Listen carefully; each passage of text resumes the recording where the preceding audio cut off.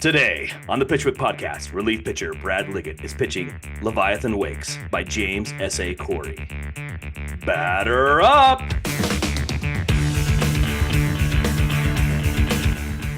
So Brad, welcome to the podcast. Some people might notice you have a similar last name to me. And the Identical, rumors are really. Yes, the rumors are true. We are brothers. We have just a couple quick stories just to give you an idea of the mayhem that Brad and I caused growing up. Brad has a quick story about us bugging our mom in church, basically. Yeah, so I mean, you see the guitars in the back. Matt really influenced kind of my musical taste growing up. He's 7 years older than me, and so you can imagine when he was 14, I was 7. And I just have this memory, like it's not even just one single memory, but it's like a recurring memory of when we were bored in church, you're singing the songs. He would like just nudge me and say like, hey, let's sing it like in the style of whatever famous, vocalist like Axl Rose or, Barry Manilow, Barry White, whoever it was. And so we would just start singing these church songs in these crazy voices like, Ian Curtis from Joy Division. And, my mom would just like look at us like, what the heck is going on with you guys? We're just embarrassing her in church, but hey, whatever it took to sort of pass the time, we would do. So that's like a classic Matt and Brad memory that I have. Yeah, and when Brad was coming on, I was thinking, what's a story to kind of give you an idea of of us. I was we lived in Oregon when Brad was, I don't know how old you were when we moved, but it was after I graduated from high school, so I didn't live there, but I was up there for Christmas break and I was playing basketball with some friends. And I grabbed the ball and moved the wrong way, and I dislocated my shoulder, and I'd never done that before. And this is in the old days before, I don't think I had a cell phone, but I called, and I called the house. I was in Oregon. I didn't know if I had insurance. I'm like, I don't even know where to go. And I called the house, and Brad answers. I'm like, Brad, you got to come pick me up, because I think he dropped me off or something. I didn't have a car because I must have been at least 15 or 16 if I was driving. Must have been 16 for sure. Yeah. And so Brad just books it over to the thing. But you can see like this gap in my shoulder. It was it was probably 10, 15 minutes that it's been dislocated. It's just killing. And I'm like, I don't know what to do. And so I'm like, Brad, get me to the emergency room. Get me to the doctor. I'm trying to call my parents or something. I missed that. Maybe I had cell phone. Anyway, it doesn't matter. We start booking it through the parking lot. Brad's just going as fast as he can, being the best brother he can. And there's this huge dip in the parking lot. And we just hit it like at like 30 miles an hour. and I'm just like, I said a bad word. Dang it. Anyway, whatever. And Brad's like, sorry. And I'm like, anyway, I'm like trying to hold my shoulder together. And then we went to the doctor, and the guy pops it back in place like it's no big deal. And anyway, yeah, that was Let me just add, Matt's got like the longest arms ever. Like if you know him, have seen him in person, like it's crazy. We call him like monkey arms because he's got these gorilla arms that are long. So you could see, dude, like that. I don't know if you were wearing a jersey or whatever that I could see your shoulder, but you could see that it was jacked up. And I was just panicking because I didn't know what was happening. But like, you got this undulated parking lot, and it's like, it's such a cliche, but it was literally slow motion. Like we could both see that the car was kind of angling down and it was going to go up. And it was just like, we're looking at each other like, no. And then it crashes down. And he's like, oh. It was classic. Yeah. Anyway. All right, Brad, we're excited to have you on. Tell us about Leviathan Wakes. This is actually the first, I think it's a fiction book, right? Yes. We don't typically do fiction, but Brad's a rule breaker, so that's fine. Tell us about how you found the book, and then give us a start pitching it. Why in the world should we read a fiction book? Well, let me start off telling you that this is not my first major national podcast I've been on. Okay. Obviously. So I was on with my wife. I was on the Judge John Hodgman podcast. Oh, that's right. You guys might remember John Hodgman. He was like the nerdy guy in the Mac versus PC commercials actor. And I actually went on that podcast it was a case against my wife to try not to cut my son's hair.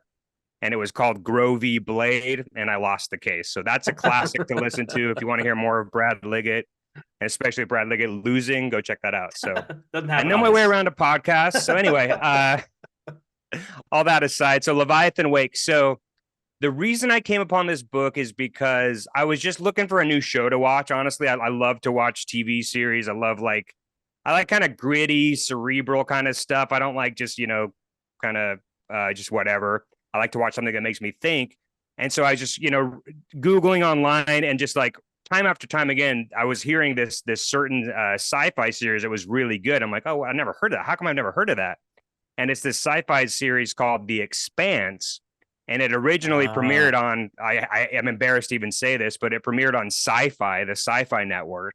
Remember that? And they even like changed their name to SYFY or something. Yeah. Anyway, and then it was canceled and it was picked up by Amazon later on. So like the last few seasons are through Amazon. So anyway, I heard about this series and I ended up watching it before I read the book.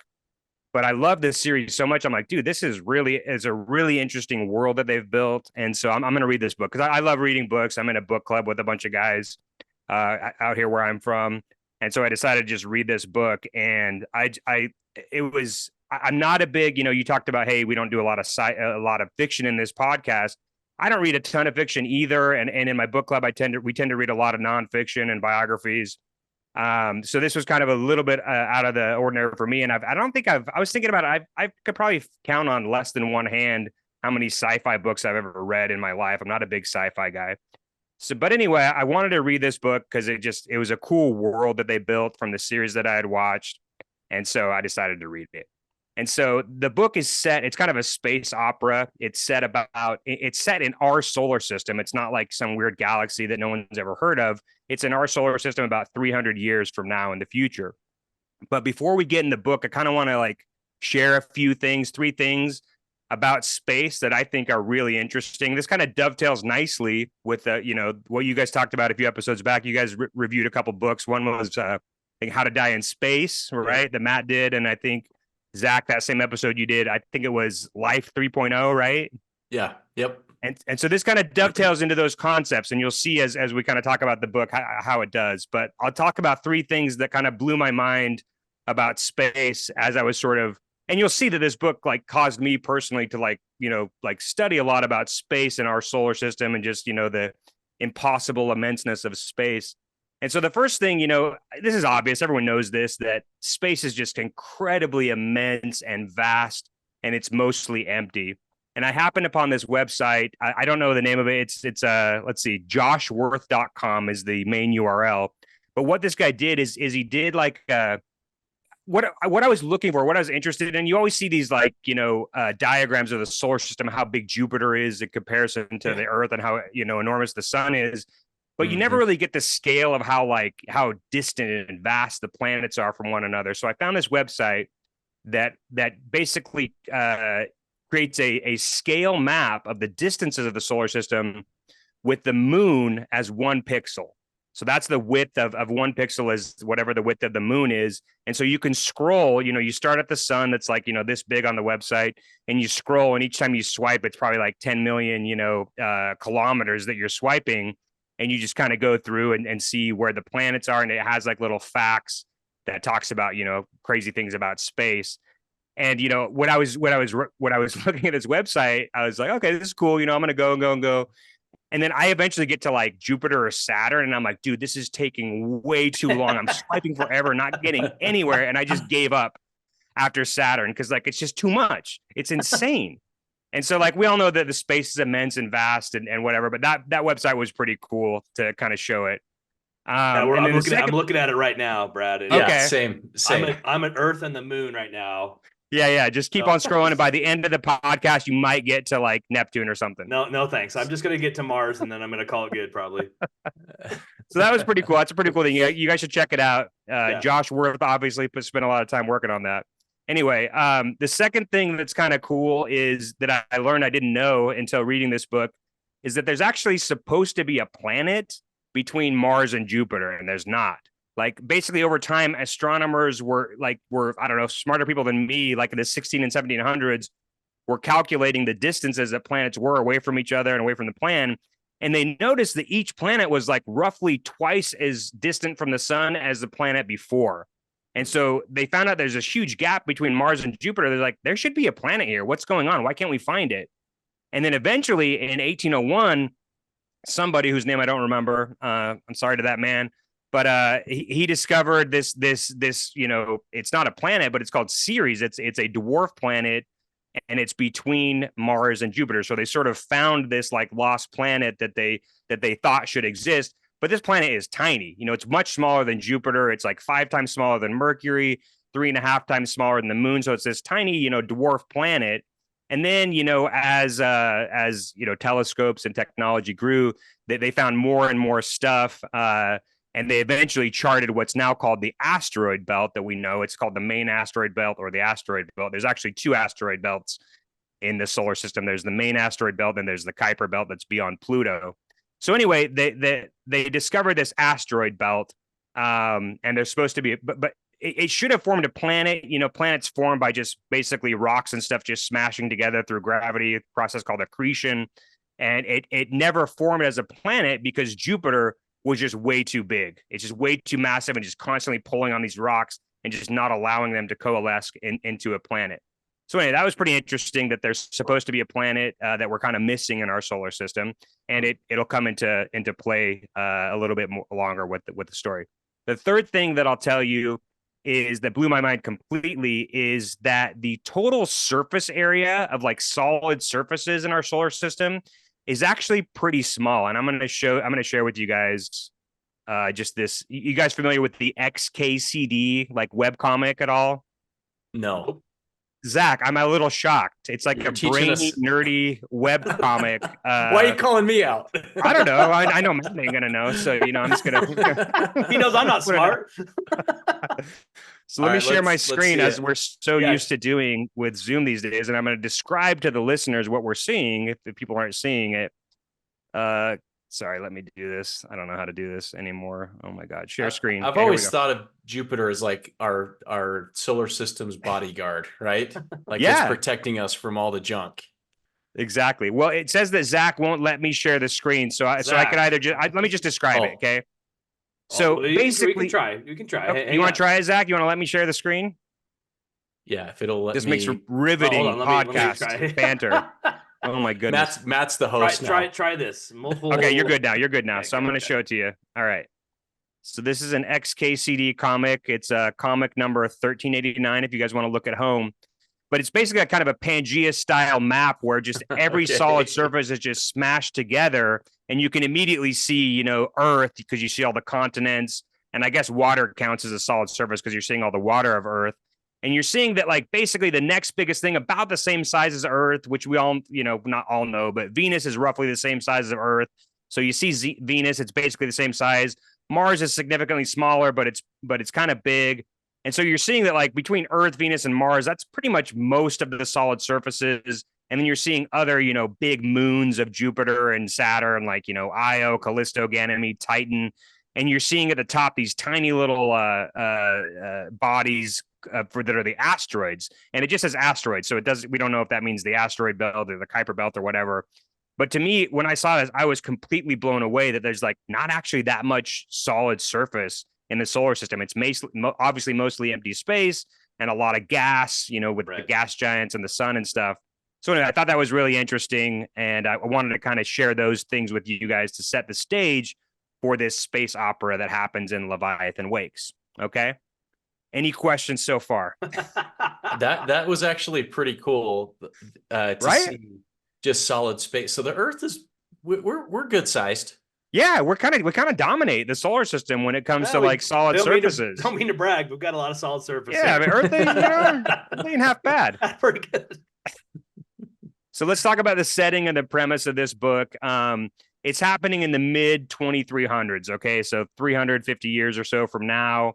It's now been about 150 years since somebody invented this really highly efficient fusion drive that now has allowed humans to travel fast enough and far enough to colonize basically the entire solar system. Like the reaches of humanity is out to the moons of Pluto, I think. So like all good inventors, he died from his invention. This guy who invented this fusion drive, he turned it on to test it, and it started going so fast and exerting so many G's of force on his body that he couldn't even reach the controls to stop it anymore. So to this day, in this book series, he's still flying out there. Just they call it the world's longest funeral. So anyway, every great sci-fi epic has a cool like way to travel through space. You got your warp drive in Star Trek. You got Star Wars has what, the hyperdrive or hyperspace, something like that. You got jump drives. You got ludicrous speed in Spaceballs, right? That's right. Yes, of course. You got this way. Fold, So what's fold this? space in Dune? Exactly. So what's this amazing drive called in Leviathan Wakes? Wait for it. It's called the Epstein drive. Okay. Oh boy. Yeah. Nice. I mean, the book was written in 2011, so they didn't know. Yeah, they didn't know. It could have They easily didn't been know. called the Weinstein Drive. Who Yep, who right, knows? right. Anything. But it's called the Epstein Drive, and it's now allowed humanity to travel through space efficiently. It's like I think like 6 or 7% of the speed of light, so it's pretty fast, but it's not like crazy sci-fi magic fast. So in this world that's developed over since the invention of this Epstein Drive. And really before that, there are basically two political superpowers in the solar system. There's Earth, and then there's Mars. Okay, and these two superpowers are sort of stuck in a Cold War. Mars has become independent. Probably, the book doesn't actually say this, but I know this, and I'll just tell you, it's because of this Epstein Drive. It was a Martian who invented the Epstein Drive. And so they used that in order to gain their independence. They basically gave it to Earth in order to gain their independence. So you've got these two superpowers locked in a Cold War. But there's this third group of people called the Belters, and they live in the asteroid belt. They're basically the people who live and work in the asteroid belt. There's just many colonies and stations all throughout the solar system. And basically their job is to, find and harvest all this mineral wealth that exists in the solar system. They're called the Belters. Okay. And they're these kind of the Belters working class. Are they the working class of the? For sure. Absolutely. Okay. They're like, you wouldn't call them slaves, but they're very much exploited by the corporations of Earth and Mars. And it's not cheesy. I say that and it sounds like some kind of, didactic allegory. It's not really like that, but they're basically being exploited. Earth and Mars come first, and then the Belters get the scraps of what they're actually harvesting themselves. So that's kind of the setup for the novel. And it kind of reminds me of like, I think you guys maybe it was that same episode I was talking about, but you guys talked about, Jeff Bezos is developing plans to mine asteroids. And we all know that Elon Musk is super stoked about Mars. And so it's actually really interesting that this book almost predicted that, and sort of predicted maybe the corporate calamities that may be involved in that kind of exploration and domination of the solar system. So that's where we're at. If you'll indulge me, I'm going to read you the very first paragraph of the book that kind of sets the stage for what's going on in this world. It says this: 150 years ago, or 150 years before, when the parochial disagreements between Earth and Mars had been on the verge of war, the belt had been a far horizon of tremendous mineral wealth beyond viable economic reach, and the outer planets had been beyond even the most unrealistic corporate dream. Then Solomon Epstein had built this little modified fusion drive, popped it on the back of his 3-man yacht, and turned it on. With a good scope, you could still see his ship going at a marginal percentage of the speed of light, heading out into the big empty. The best, longest funeral in the history of mankind. Fortunately, he left the plans on his home computer. The Epstein drive hadn't given humanity the stars, but it had delivered the planets. Okay? So that's where we're at. We got Earth, Mars, and the Belters. So Earth, the government of Earth is the United Nations, and it includes the moon, or Luna, as they call it in the book, which has also been colonized pretty much fully. Earth is overpopulated. There are just way too many people, not enough jobs. The book doesn't really talk about this, but I'm assuming that's due to just technological advancements. It's like, robots and stuff and automation are doing all the jobs that required manual labor. So if you're on Earth and you don't have a job, you're on something called basic, basic income. I don't know what it's called. They just call it basic. That provides all your food, clothes, housing, and stuff, but no cash. You want cash? UBI. What was that? UBI, like universal basic income. Exactly. Everybody but if you equate UBI to whatever's happening in this novel series, you'll get rage from the fans because they say it's not UBI. It's not UBI. It's different because instead of providing money, they're providing just the resources. They're providing housing, food, and clothing, and medical care, but no cash. So if you want cash, you got to find a job. And if you want a job, you got to be educated and you've got to enter this lottery system. So that's Earth. That's what's happening on Earth. But at the same time, it's still the main superpower. It's got the most people, the most ships, the biggest military. Anyway, so you compare that with Mars. What's going on in Mars is they have this highly disciplined, very united society. They're slowly trying to terraform Mars over a process of many hundreds of years. The dream, they've got this sort of this planetary national dream that they're all working together to try to achieve. And they live in these giant, kind of domed settlements. They have no native air and water, obviously, so they have to be ultra efficient with whatever they have, and they obviously rely on the belt for their resources. And their military is equally as disciplined, and they're highly advanced and skilled. And they have a better military than Earth, but just they don't have as many people, not as many ships. So that's kind of the arms race and the situation happening between Earth and Mars. And then the Belters are kind of stuck in the middle, right? These people live in various stations and outposts, and they're called Belters. And they're almost becoming like a subspecies of humanity. It's really interesting because they are born and raised for generations in low or zero gravity. Their bones are brittle and chalky. Their bodies are like elongated. They're called, the slang or the slur for them is skinnies. It's like actually a 4-letter word to call somebody a skinny if they're a belter, because they're just long and tall, because they don't have the G's of Earth or Mars acting on them the whole life. But they're also super scrappy and resourceful. They're survivors. You can imagine just living in an environment where air might turn off and you're just kind of hosed if that happens. Like it makes you very, very survival oriented. And like I said, they're the main workforce that provides the resources to everyone else, including themselves. And then within the Belters, there's this group called the OPA, the Outer Planets Alliance. And the book describes the OPA. It's pretty interesting, pretty cogent how they describe it. They say it's beloved by those who it helps and feared by those who stand in its way. It's part social network, part wannabe nation, and part terrorist organization. Okay. So that's the OPA, this kind of loosely organized, kind of militia that's trying to gain credibility and possible nationhood for the belt and the outer planets beyond Mars. Okay. All right. So that's kind of setting the stage for the book. The book begins with a prologue that tells this story about this woman who has basically, her and her crew has been taken hostage aboard this spaceship. She's been, tossed into a storage locker, and she's been sitting there for days and days and days. And after a few days, she finally, she's kind of hearing commotion outside of where she's at.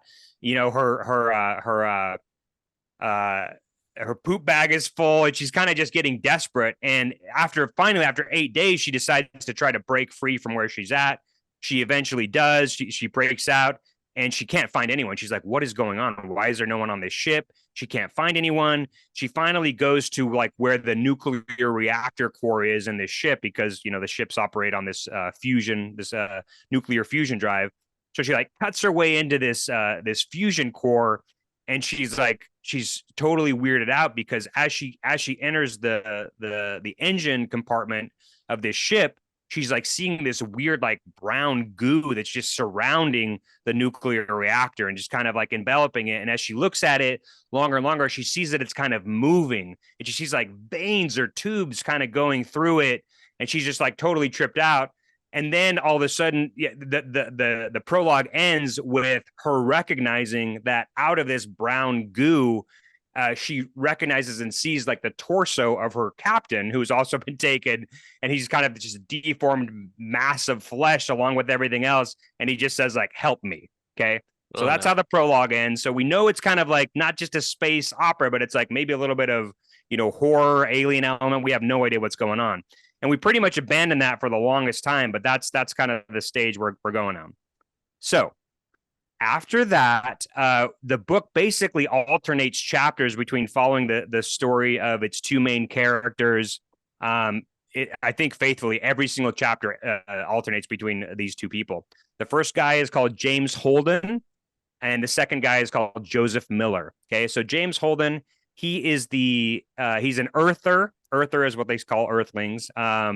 He's second in command to this gigantic ice hauler ship. This ship is called the Canterbury, and it just goes back and forth between like the rings of Saturn to grab ice, like huge things of ice to harvest it and bring it back to Ceres, this planet where like 6 million people live.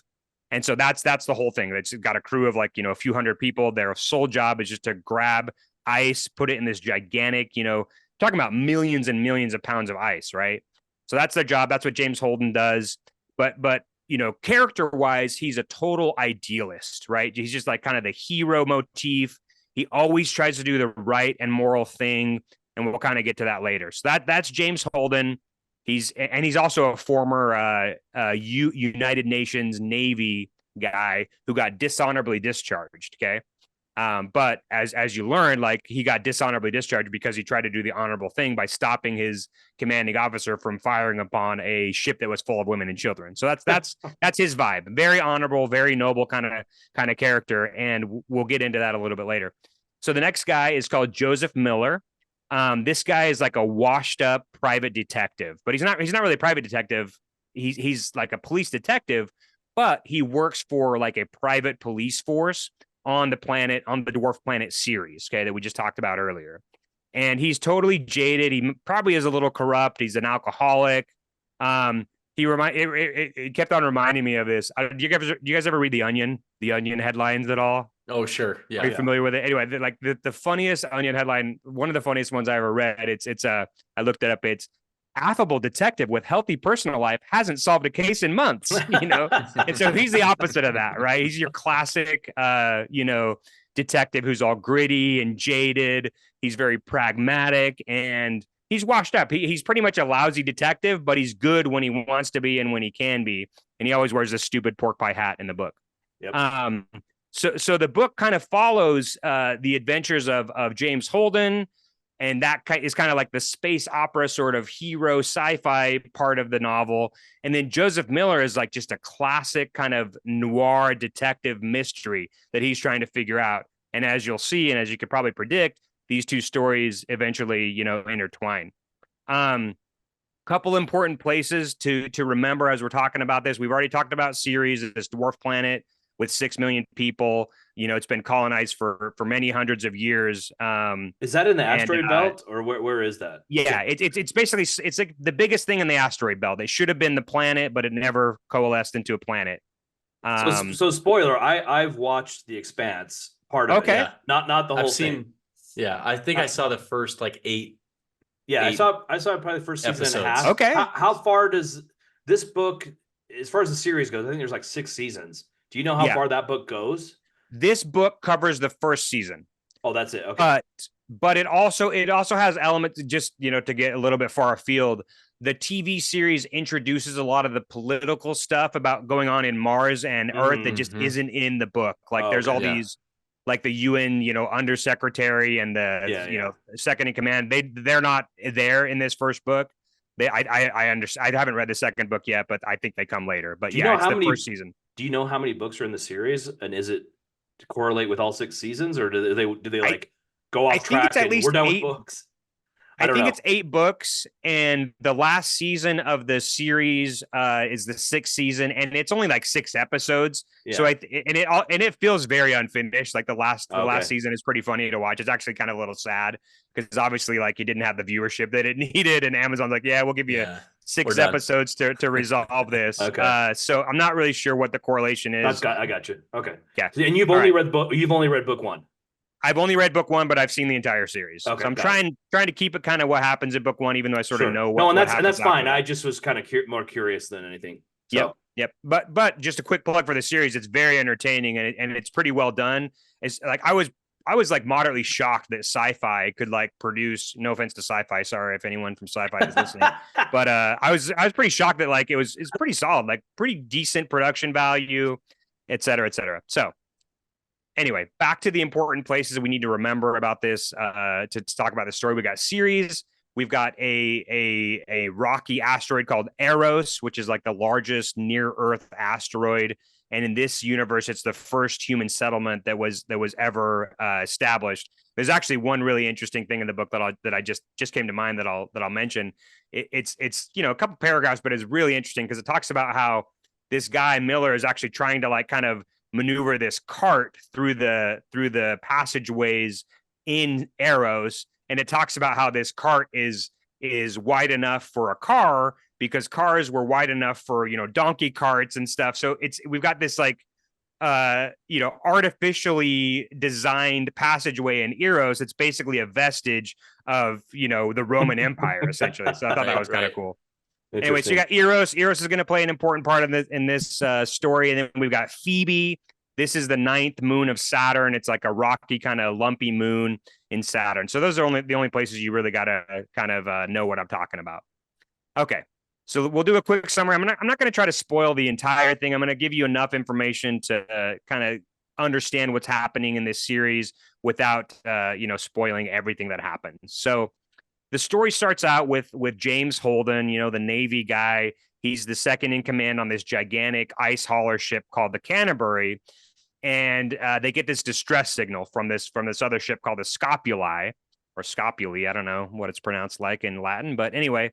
So the law of the solar system is like, dude, if you're the nearest ship, you have to go and respond to a distress signal. I mean, come on, dude. Come on, man. Like, because people's lives depend on it, like there's no more air. These people are going to die.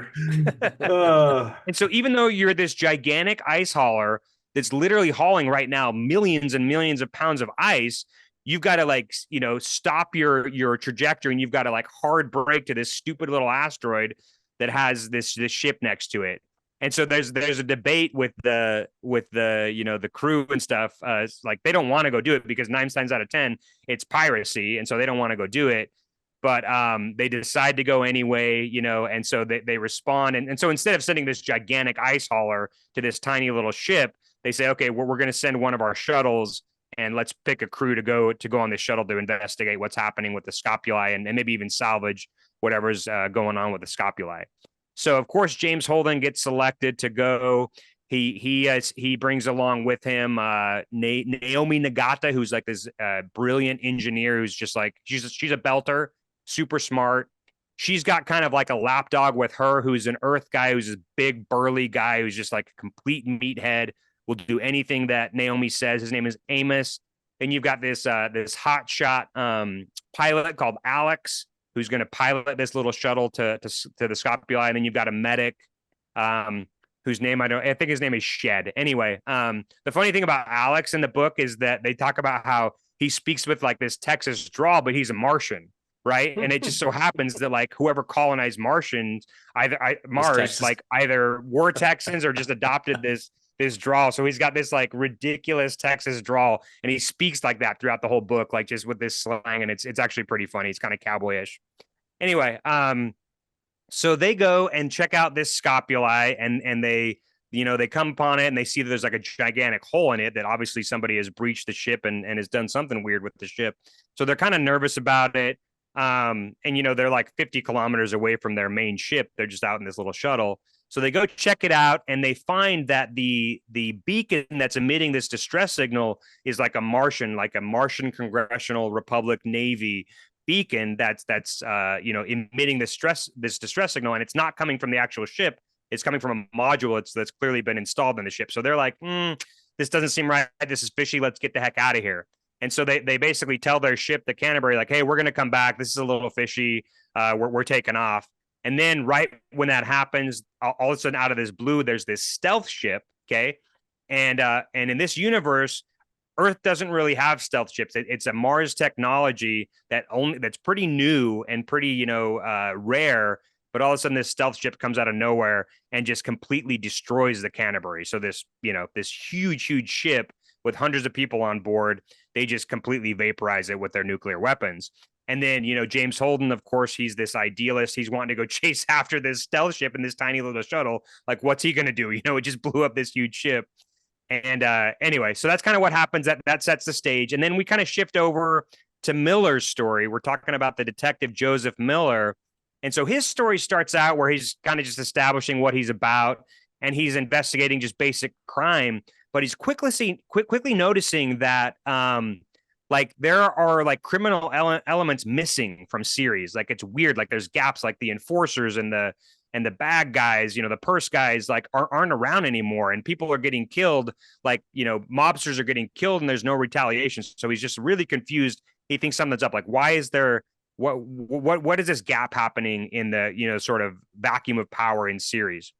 And then he's assigned this case. Again, he works for this private security corporation called Star Helix that's basically has like the police contract over Ceres. And Ceres is an Earth corporation that's kind of like managed by Earth. Anyway, he gets this assignment from his police chief to try to find this missing woman. And it's not just a regular case; it's totally off the books, because what it is this girl. Her name is Julie Mao, and she's the daughter of like this really wealthy business guy who has like one of the top dozen corporations in the solar system. And they basically, the assignment is to find this girl and basically kidnap her and stuff her into a ship and send her back to her parents, even though she's a freaking grown adult.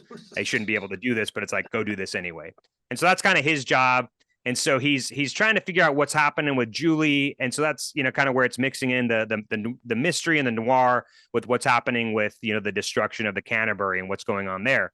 And so so I'll go back to Holden's story. So after the Canterbury blows up, and they're like, what the frick do we do now? We don't have a ship to go back to, and there's no way we can get back to civilization with this tiny shuttle. Mm-hmm. And eventually they get hailed or pinged or targeted or whatever by this the flagship warship of the Martian Navy called the Donager. Like basically says, hey, we're coming to get you, we're coming to pick you guys up. And they're like, hold on a second, a stealth ship just completely destroyed our ship, and now the Martian Navy, who's the only Navy who has stealth ships, is now coming to pick us up. They're like, we're in trouble, but there's nothing else they can do. So they just, okay. So they get taken aboard this ship called the Donager, the flagship of the Mars Navy. But before they do that, like Holden is tripping out because he's like, dude, they're just coming to finish the job. They just blew up the Canterbury, and now they're going to come kill us. And so before they can come get them and retrieve them, he sends out this video to all of the universe, all of the solar system, saying like, look, here's what happened. Our ship, the Canterbury, just got blown up by a stealth ship. And we were responding to a beacon that was a Mars Congressional Navy beacon. So basically the implication is Mars blew up my ship, and now they're coming to get me. So I just want you guys to know that if we go missing, that's why. Right. So the Donager picks them up. Again, you're talking about the best warship that exists, for the Mars Navy. So they're freaked out. And so then as they're on this warship, they're being, questioned and harassed because Mars thinks that, the belt or maybe even Earth was responsible for blowing up the Canterbury. And so no one trusts anyone. No one knows what's going on. And in the midst of all this confusion, all of a sudden these 6 stealth ships come out of nowhere and start attacking the Donager, right? The Mars ship. And the Donager's like, no big deal. Like they're this big bad warship. This is not going to be any problem. We can eat these guys for breakfast. And then they end up getting just completely bombarded by rail guns. And they quickly realize that the ship is lost. Like the ship is going to be destroyed. And then and then the captain of the Donager realizes like, look, Holden and his crew are the only people who know what really happened. We need to get them off the ship so that they can like say what's going on and say what's happening. We need some survivors. And so they with some Mars, what do you call them? Marines, they basically get escorted to this ship that's within this giant warship called the Tachi. This is like a state-of-the-art kind of light missile frigate that belongs to the Mars Navy. And they basically have to shoot their way to this ship so that they can escape. And they eventually do. But the only Martian who survives this whole, escape onto this ship called the Tachi ends up dying. But before he dies, he gives control of the ship to Holden and his crew. And so they kind of take off in this ship, and they actually end up renaming the ship. They have to, rename it something. So they end up naming it the Rocinante. And that's a reference to Don Quixote, the classic, the book that lampoons, chivalry and courtly love, and this concept of people, heroic people rescuing things, and so it's kind of interesting that they set the stage for that and the comparison between Don Quixote and James Holden. So they escape in the ship, rename it the Rocinante, and they're like, where do we go? I have no idea what's happening. Going back to Miller, his story is running parallel. So he goes into Julie's quarters on Ceres, and he's able to hack her messages and her iPhone or whatever, and he sees that she's been receiving messages from her parents, and her parents are imploring her to come home. They're like, you need to come home to Luna, to the moon. Some really bad things are going to be happening in the belt. It's going to be really dangerous. You need to come home. And she basically says, screw you guys. Like she's the black sheep. She's a rebel. She's gone. And so she doesn't listen to them. And Miller also discovers that she actually was on this Scopuli ship, the ship that was, kind of laid out there for bait for the Canterbury. She was actually on this ship. Miller discovers that she was part of the OPA, this kind of semi-terrorist organization trying to get independence for the belt. And so he's kind of discovering this while it's happening in real time. And eventually the feed gets out that James Holden had sent saying, hey, look, this is Mars. They're coming to get us. So the entire universe knows what has happened.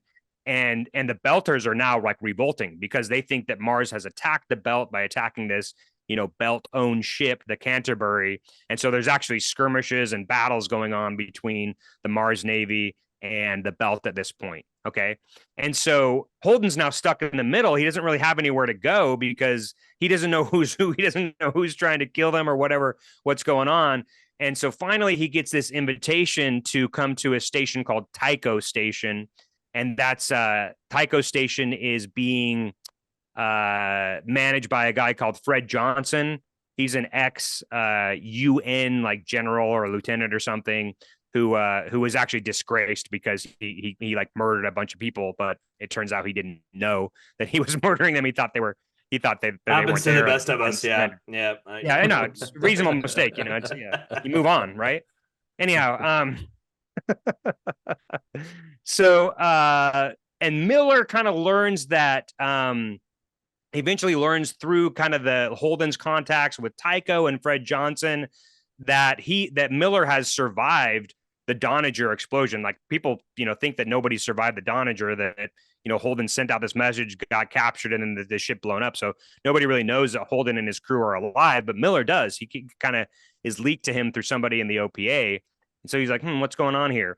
So anyway, Miller gets to Tycho, talks to Fred Johnson, and Fred Johnson says, look, I've got an operative, codename Lionel Polanski, that I want you guys to go and find. I was sent a message that with the coordinates of where this person is or where their ship is. And so Holden basically says, look, you can't take my ship, but I'll go with my ship and I'll try to find out what's going on with Lionel Polanski.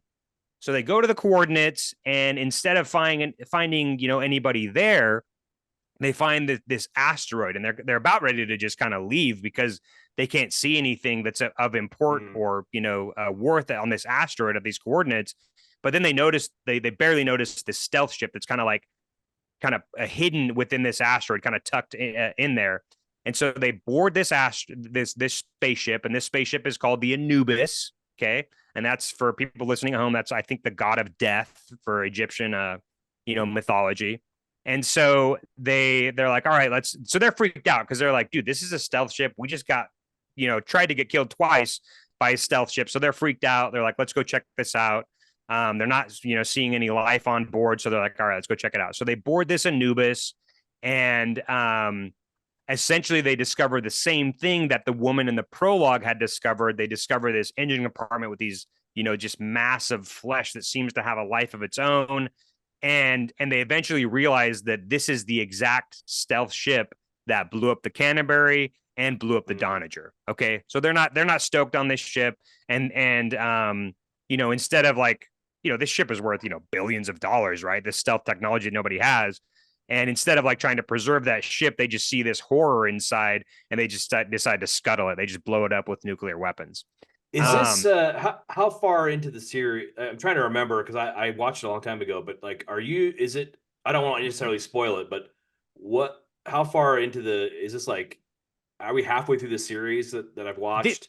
This is the about first halfway season? through the series, and I'm probably going to stop. Like I'm not going to Yeah. tell much what happens beyond. I'm going to talk for a little bit longer, but I'm going to kind of leave the ending.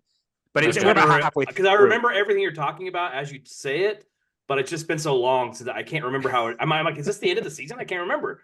I didn't get that far. I got to like the Belters and the Canterbury stuff, but I didn't get to the part where they found the stealth I auditioned ship. to be a Belter, but they said, no, you're not skinny enough. They Sorry, showed his pal. long arms. They're like, bro, I got long born arms. to be a Belter, man. You know? There's no linebackers in the Belters. Anyway, by the way, I think I want to be. My job in that universe is to be the ship namer. I'm gonna just look. Yes. They got some great names on the ships. Yeah, the god of death. All right. So anyway, they discover that that Julie Mao, the person who Miller has been trying to track down, was on the Anubis and she took a shuttle from the Anubis and went to this Aero station, right? So there's like big old asteroid somewhere, near Earth and Mars somewhere, relatively near, I guess. And they also get the name of this station called Thoth Station. Again, I looked that up. It's like some other related to Anubis Egyptian death thing. So, you get the point. There's some death involved with these ships. You probably don't want to mess with them. So that's kind of when the stories start to intertwine, because Miller also, what he does, he's super smart. And he's like, okay, if Holden really survived the Donager and he went somewhere with, he had to have survived on a ship, right? So he basically starts researching any ship that possibly could be from the Donager, like newly registered ships, weird names like Martian ships or whatever. And he basically kind of rules it out. Like it's got to be this like weird new Rocinante ship that's now heading towards Eros. So he goes to Eros to try to figure out what's going on. He kind of stakes out. He's basically looking for Holden, and everybody knows who Holden is by this point because he's famous now because his face was on this video feed saying, "Hey, remember the Canterbury? It blew us up." And so he's very well known, very very famous. So Miller goes to Eros, gets there before him, basically tries to find these guys, find Holden, and see what's going on because and in the meantime, let me just quickly say that because he's so washed up, because he's such a bad detective or whatever, that's why he got the assignment to find this woman, because they figured he wouldn't be able to do it, because he's washed up, he's an alcoholic, he's going to do a crappy job. And so let's give it to Miller because he's not going to be able to do it. But, sure enough, he's like a dog with a bone. He really wants to solve the case, and he becomes literally obsessed with Julie. He starts, hearing her talk to him, and it's like sort of his lifeline. It's like what he sees is sort of his redemption. He's going to find this woman. He's going to save her. And so he's like, the only way I can find her is by, connecting with Holden and trying to find her on Eros. So that's what they do. They meet on Eros. And they basically end up meeting together. They're going to the hotel. I mentioned the Lionel Polanski. That's the operative name that they were trying to find. Lionel Polanski is the same thing as Julie Mao. Okay, spoiler alert. But they're the same people. It's just an alter ego for Julie Mao. And so they know that they're going to try to find Julie Mao on Eros. So Holden gets there trying to find Julie Mao. Miller's there too. They go to the hotel where she's staying, and they end up getting ambushed by like this, small army of people that they defeat in a shootout. And Miller, comes along to help them. They weren't expecting him, but he comes along and helps them win this shootout. So they finally go up and they go to Julie's room in this hotel, and they find, they go in there, and it's just like, it stinks. It's dank. There's no lights anywhere. And they go into the bathroom and they see her dead body, like just laying in the shower. And she's covered in this brown goo. It's kind of bioluminescent as well. She's got these tendrils coming out of her body. And so they're freaked out. They're like, don't breathe, get out of here. What are we doing? Let's go. And so that's kind of what happens. So then what happens is we sort of, we're kind of going long here, so I'm going to kind of wrap it up. But basically, we learn that what had happened is 2.3 million years ago. Okay, so think like Australopithecus, Homo habilis kind of time frame. Yeah, everyone knows that, right? You know, I totally didn't look that up before I came. Like, what was happening 2.3 million years ago on Earth? Kindergarten. But but basically, what happened is you know, someone or something, some kind of life form had sent this asteroid on a course to Earth to basically crash into Earth and basically take over the biomass and kind of convert it to its own uses. But it didn't happen 2.3 million years ago. Instead, the gravity of Saturn captured this rock and it became a moon of Saturn. So that's what, and that rock is called Phoebe. And so essentially what happened was scientists, they were on Phoebe, this moon of Saturn, and basically everyone started dying and weird stuff started happening. And then, of course, you know, when weird, crazy, inexplicable stuff starts happening, you got these sociopathic scientists that come in who start to say, oh, let's study this. Let's see what it could do. Can it kill people? You know, maybe we could use it to kill people. And so that's essentially what happened. And there's this really good like chapter where it talks about all these science. So basically the characters, you know, get to Phoebe, or actually they don't get to Phoebe. It gets blown up. They get to this other station where they're continuing the research of this weird goo that they found, you know, on the Anubis and in Julie Mao, and they've been studying this weird goo that they're calling the proto-molecule. And there's this cool scene where this complete psychopath of a scientist is just like waxing philosophical about how, hey, look, you know, if you look at Genghis Khan, how many millions of people did he kill, you know, and how long did his empire last? A generation and a half after his death. And all we're trying to do is, you know, kill a few people so that we can discover what's going on. And so and what's really interesting is that all these scientists that are working in this Thoth station have been like chemically or surgically removed of the portions of their brain that give them empathy. So they're basically being chemically or surgically induced to being sociopaths so that they can, you know, no problem do all these experiments on this weird proto-molecule that nobody knows what's happening, but they know it can, you know, turn human dead bodies into weird biomasses that can move. And it always seeks radiation, this proto-molecule. That's why they're all wrapped around, you know, the nuclear reactor of this ship. And so anyway, that's what's happening. And we learned that all this stuff happening with the stealth ships and stuff blowing up is just a cover to try to induce warfare so that there's a distraction so that these scientists could continue to do their experiments. And so they're actually trying to, you know, just distract everybody with this warfare. And eventually it kind of culminates in using Julie's, like, you know, primordial proto-molecule goo to infect the entirety of Arrow Station, because they've now sort of seen or tested how this proto-molecule reacts to being introduced to certain biomasses. They're like, hey, you know, we got Arrow Station over here. It's got like 500,000 people. You know, this goo already, you know, destroyed Phoebe Station, which was a really small, you know, population. Let's see what they could do with a big population. And so while Holden and Miller and their crew and stuff is in Arrows, this plan is being implemented where they're literally infecting everybody on a station with 500,000 people with the proto-molecule to just see what's going to happen. Okay. And so they go back to Tycho Station where they've got Fred Johnson and the head of the OPA.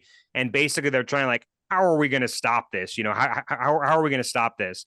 And the interesting thing about this, which I found really interesting, I'll say why in a second, but I'm going to read. This is the third paragraph of the book. Okay. It's kind of setting the stage for like what the solar system is like. And it says, you know, like the farthest reach of humanity. And it says, one moon of Uranus sported 5,000 colonists, the farthest outpost of human civilization, at least until the Mormons finished their generation ship and headed for the stars and freedom from procreation restrictions. I forgot about the Mormon tilt in this series. That's right. I thought that was kind of weird that there was like this. It's kind of grounded. It kind of grounding, right? Like it makes the series more grounded in like a hard, like a, you know what I mean? Not a, I don't know. It's more earth based, I guess. Absolutely. No, for me, it piqued my interest because, you know, I grew up in Utah around Mormonism. Like, I'm very familiar with it. So it immediately piqued my interest. And I'm like, this is really interesting. And so essentially what's happening is at Tycho Station, it's just this kind of, you know, smallish station, but Tycho Station is in the process of building this gigantic ship for the Mormons, so that they can kind of escape that there's you know, restrictions on how many children you can have in this solar system. And so they said, we want no part of that. We're going to build the ship to go to the next solar system and see what we can find. And so, like, at first I kind of thought, like, it's kind of cheesy, like, are they picking on the Mormons, like, what's going on? But I'm like, the more I thought about it, I'm like, it's actually kind of like respectful and interesting, because, you know, what group, you know, on the planet, like what religious group or what group would have the resources to do something like this, and the desire to do something like this, you know what I mean? So to me, it made perfect sense that it was the Mormons, given their history. And I thought it was super interesting. And it's really interesting. Spirit. The concept that, you know, religion still exists, you know, 350 years in the future. You know, we all know that kind of people are becoming less and less religious over time. But I thought that was really cool and really interesting that they sort of paid respect to that, and recognized that, you know, just because it's the future and technology is different doesn't mean that people aren't going to be, you know, have faith and stuff. So I thought that was really interesting. So what did you, I mean, I don't know, is there more to tell, or is it, we at spoiler territory? Let me just finish by saying, like, so they've got this gigantic ship called the Nauvoo, the LDSS Nauvoo, right? Yeah. And so they're building this huge ship. They're in the process of it, and they're like, okay, we got this huge, you know, asteroid that's literally crawling with alien bugs that sociopaths have infected. How are we going to fix this? How are we going to figure it out? And so they come up with this plan to commandeer this Nauvoo ship that's being built for the Mormons and crash it into Eros to try to, like, you know, propel its trajectory towards the sun to destroy it. So that's kind of the plan. Got it. And let me just read one thing real quick. It was really funny. It says, so Miller's talking to Fred Johnson about, like, what to do about Eros, because we've got this, you know, this outbreak going on Eros, so this alien outbreak. And he said, and Miller says, you drive Eros into the sun. Into the sun, Fred said. Do you have any idea how much mass we're talking about here? Miller nodded to the wide, clear expanse of the window, to the construction yards beyond it, to the Nauvoo. Big engine on that thing, Miller said. Get some fast ships out to the station, make sure no one can get in before you get there. Run the Nauvoo into Eros Station, knock it sunward. Fred's gaze turned inward as he planned, calculated. Fred's breath grew slow and deep, his gaze flickering as if he were reading something in the air that only he could see. Miller didn't interrupt. Even when the silence got heavy, it was almost a minute later that Fred let out a short percussive breath. The Mormons are going to be pissed, he said. So that's the plan, is to kind of commandeer this ship. That's all I'm going to say about what happens, because there's plenty more, you know, from the plot that happens, you know, and how it ends is really interesting. So I'm not going to give any more away. And that's the book and season 1. Have you watched all 6 seasons? I've watched all 6 seasons. Okay, so do you plan on reading the other books? Yes, I will. I think I will, because, like I said, the series kind of ended with a little bit of a whimper, and I don't think it was kind of ended with the respect that it needed. I'm a visual dude. Like, I much prefer to watch a TV show than read a book. I listen to most books, and so that's me. And so I wished it left me wanting more, for sure. And reading this book, you know, left me wanting even more, because it's, you know, it's an interesting story, and I hope that I've kind of captured a little bit of the world that they've built in this story. But it definitely left me wanting more, so I'm excited to read the next books. So the classic question is the book better than the show? So here's my sarcastic response. Anytime somebody says something like that, is like, what do you want, dude? You want them to just film a book and people turning the pages of the book? Is that what you want for your movie? Like, because guess what? It's a different medium, and you can't do the same stuff. You could spend a lot more time in a book. No, but that's why Brad is on the podcast right there. Exactly. Classic. So I would say I prefer the book. I like the structure of it. I like the, you know, the kind of different perspectives that you're given for each of these characters and what happens to them. And I think the book does a better job of explaining kind of like the kind of realism of this world. And that's one of the main things I liked about this book is the realism of it. Even though it's a science fiction book, usually it's like everything's magic and it's just because space. Well, because there's no aliens in it except for this proto particle Yeah. thing, right? Yeah, So there's no aliens, and spoiler alert, like you never see any aliens in this whole book, and it's not even clear whether this proto molecule is like a living life form or not, or whether it's like, it's almost like kind of like it's DNA. If you look at DNA, you boil it down to 4 nucleotides that are just randomly interchanged in all species to create this different species, but it comes down to 4 building blocks of all DNA. So it's kind of I sort of saw it as the same thing. It's sort of like a building block trying to build something else. And another thing that's interesting about the book that kind of comes in towards the end is that this was intended for sort of a different, different life forms 2.3 million years ago. They weren't expecting the intelligence and advances of humans to encounter this. They were expecting it, basically be somewhat after dinosaur times. So, but the realism is really interesting in the book, and I think it's more prevalent in the book. Like physics really matter. And for example, like, the G forces that they're traveling at in these spaceships, like humans can't withstand G forces for long periods, like high G's for long periods of time. When an astronaut's, escaping the atmosphere of the Earth, it's like 3 G's. And you can basically sustain like 6 G's of flight for like a short amount of time. So this book talks about that, and they talk about how they have these crash couches where everyone who's in the ship has to be in this couch that will absorb the impact and the gravity of it. And they're pumped full of like pharmaceuticals as well, so they don't have aneurysms and heart attacks when they're going through these, high G's. And then another example of the realism of the book is that they have to, gravity has to exist. Cause like you look at any sci-fi show, people are walking on asteroids, no big deal. Like, no, dude, if you were on an asteroid, if you jump, you could basically escape the velocity of most small asteroids by just jumping. But like this book has to explain that. And one of the things they talk about is, Tycho Station, this station that I talked about before, their whole job is to spin up asteroids. So like basically spin them so there's a centrifugal force creating some sort of semblance of gravity. And that's how gravity works in this book series.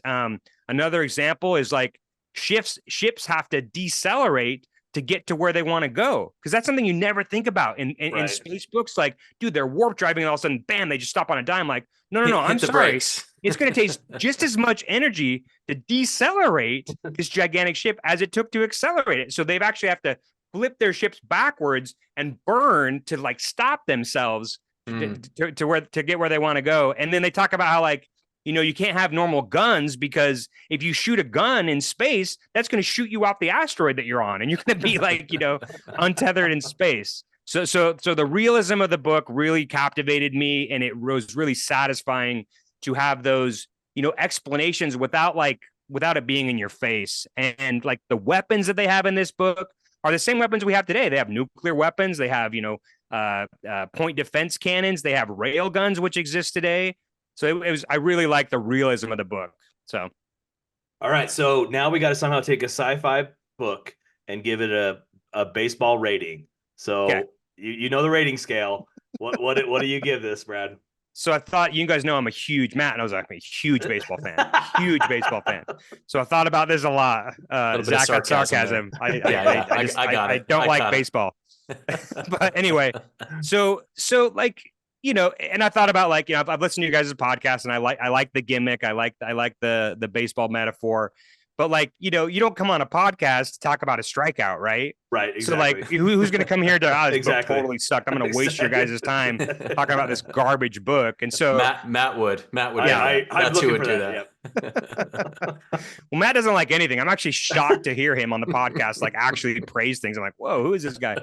But anyway, that's another story. So this book, here's how I would give this book. I would give it like a home run, but one of those kind that like, the outfielder like reaches out to try to grab it, but it falls through his glove, or maybe it like hits the post and bounce in for a home run. So I'm going to call it barely a home run, not because I didn't like it or like I thought it was, but only because it's a book series. Okay. Like I kind of hate book series because it's like, dude, do I really want to read this book? Because now I'm going to like, feel like I have to read 8 more books. And so I can't give it like a grand slam. I can't give it like a solid just dinger home run.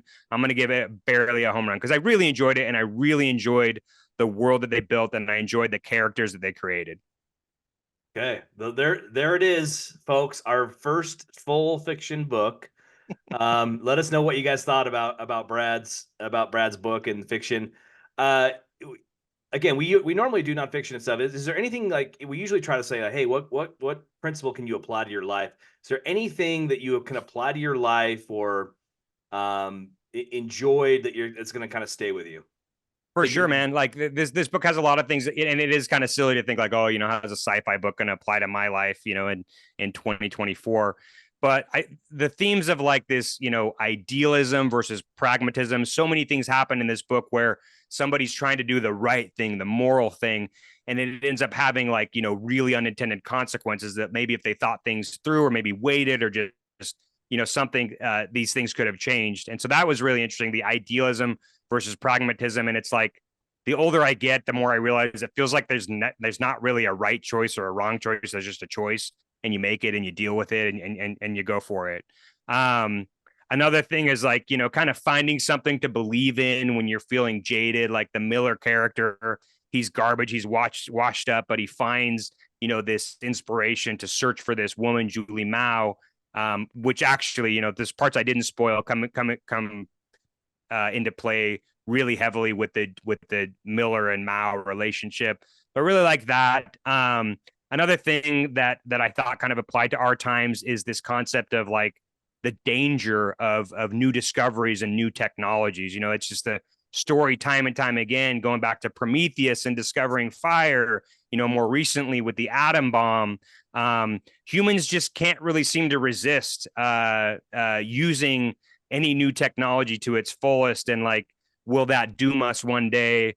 I don't know. And then the last thing I'll mention that kind of applies is like this book deals heavily with like racism and nationalism. Everyone's racist against the Belters. There's very, very strong nationalistic feelings that inform how people react and what people do. And then the last thing that I thought was a good application to our lives and sort of almost a warning is this idea of like, corporate greed and corporate exploitation of workers, which I think we're seeing somewhat in our time. So that's lots of applications, I feel like, for our day. It's a great review, Brad. Thank you. That's some kind of photographic memory too. That's pretty impressive. Hey, Brad's the smart one. I'm the funny one. Okay, that's what we're gonna go with. We're gonna go with that, Brad. We're gonna stick with that. Okay, all right. I'll give you that. Sounds good. All right. Well, thanks for coming on, Brad. Thanks everyone for listening. We really appreciate it. Like, subscribe, and Brad, we need to have you come on with a nonfiction book, something that's really gonna just, I don't know, show your intellectual ability. I think you showed it quite a bit, obviously here, but anyway. All right, brother. We appreciate it. All right. Thanks, everyone. Good to see you, Cammy. Thanks, Brad. All right. Take care.